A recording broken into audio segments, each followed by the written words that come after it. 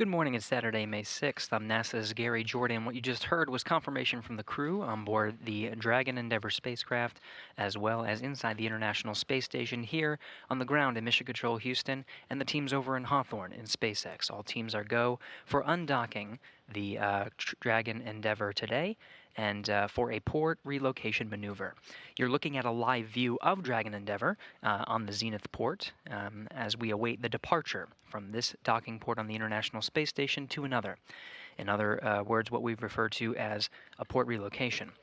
Dragon will be moving from the International Docking Adapter 3, or IDA-3, on the Zenith or space-facing Harmony port to the IDA-2 on the forward Harmony port. This frees up the Zenith port for the arrival of the Dragon cargo vehicle on the CRS-28 mission, and prior to that, the Dragon Freedom spacecraft carrying the Axiom Mission 2 private astronauts.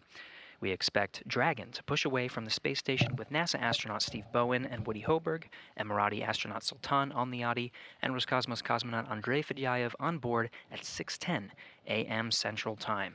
Joining me from SpaceX in Hawthorne to walk you through everything today is Jesse Anderson. Hey, Jesse. Hey, Gary. Good morning, everyone. I'm Jesse Anderson, a production engineering manager at SpaceX. This will be the third port relocation of a Dragon crew spacecraft following those of Crew 1 and Crew 2 just a couple years back. At this point, the crew is suited. Both the Dragon and APAS hatches have been closed and vestibule leak checks are complete. There are 4 seats configured right now inside of Dragon and are numbered 1 to 4 from right to left when looking at the seats. Steve is in seat 2, or the commander seat. Woody is beside him in seat 3, which for Dragon is the pilot seat. Andre is in seat 4, and Sultan is in seat 1. The joint NASA and SpaceX teams just completed their go, no-go poll for undocking, and all systems are go for today's relocation. Once Dragon pushes away from station, the full maneuver will last approximately 45 minutes. While Dragon is just moving parking spots, the crew and vehicle have undergone all the same checkouts and preparations as if they were getting ready to return to Earth. Now, that way, in the unlikely event that we see an off-nominal scenario, the crew and vehicle are prepared to deorbit and return home safely. By 12 latches, as well as an umbilical that connects and provides data and power. And Dragon standby for ground pull.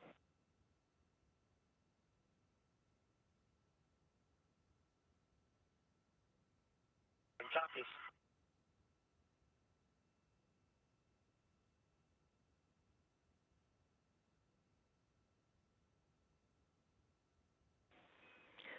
Dragon, ground is...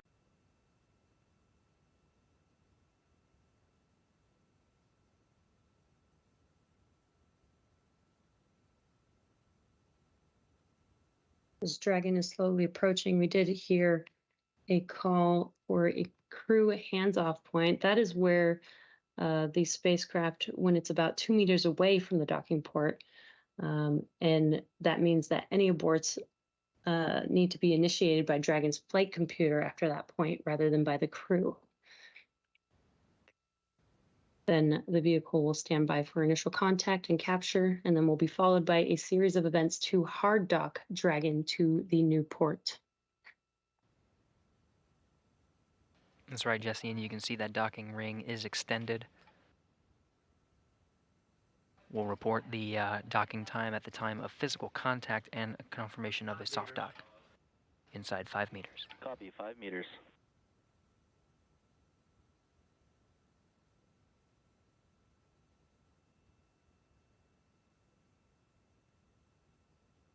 Such a cool view here as Dragon approaches the new docking port.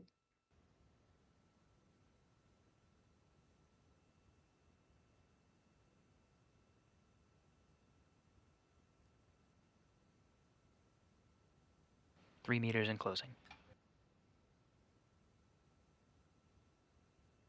2 meters. Copy, 2 meters.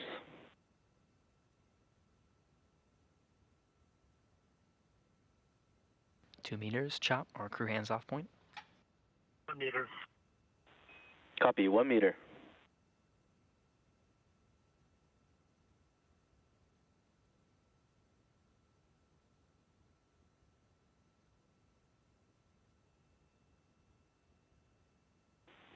Soft capture complete.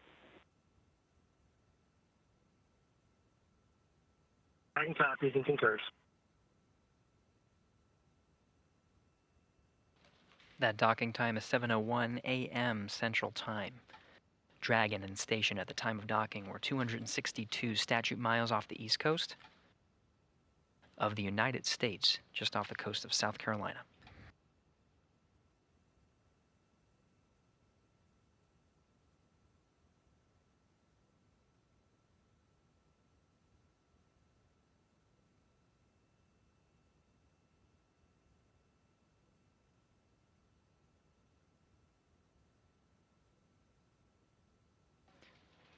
Ring retraction in progress.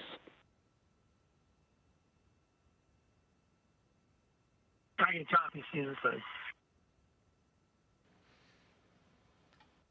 The soft capture ring on Dragon, you can see, is retracting, pulling Dragon in physically to meet up with the International Docking Adapter.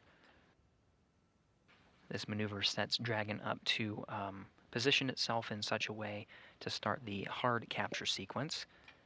Really the reverse of what we just saw for undocking from the Zenith port. We'll attach Dragon Endeavour by way of 12 hooks that secure Dragon to the station, followed by extending an umbilical connection and allowing the transfer of power and data from the International Space Station to Dragon, as well as reverse.